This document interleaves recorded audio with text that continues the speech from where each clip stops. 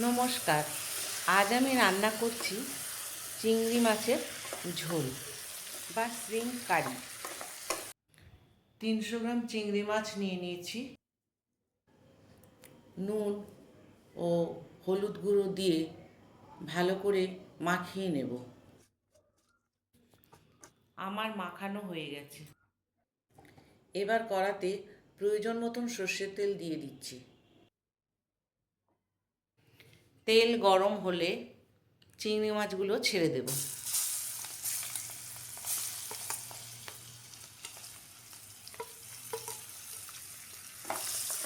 খুব হালকা করে চিংড়ি মাছগুলো ভেজে নেব। ভাজা হয়ে গেছে, এবার চিংড়ি মাছগুলোকে তুলে নিচ্ছি। ওই তেলে দুটো মিডিয়াম সাইজের পেঁয়াজ কুচি দিয়ে দেব।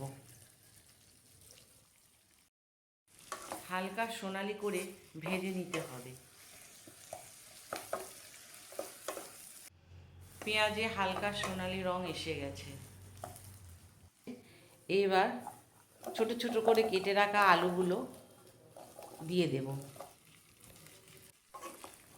2 মিনিটের মতন আলু পেঁয়াজ একসঙ্গে ভেজে নিতে হবে। আমার আলু পেঁয়াজ ভাজা হয়ে গেছে।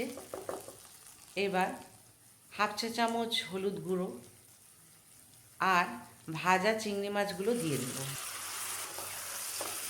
কিছুক্ষণ আলু পেঁয়াজ চিংড়ি মাছ একসঙ্গে ভেজে নিতে হবে। ভাজা হয়ে গেছে। এবার ঝোলের জন্য প্রয়োজন মতন জল দেব। স্বাদ অনুযায়ী নুন আর চেরা কাঁচা লঙ্কা দিয়ে দেব। ভালো করে মিশিয়ে নিয়ে ঢাকা দিয়ে মাঝারি আঁচে রান্না করব আলু সিদ্ধ হওয়া অবধি। কিছুক্ষণ পর ঢাকা খুললাম। আলু সিদ্ধ হয়ে গেছে। একবার নেড়ে নিয়ে গ্যাস অফ করে দেব আর 2 মিনিটের জন্য ঢেকে রাখবো।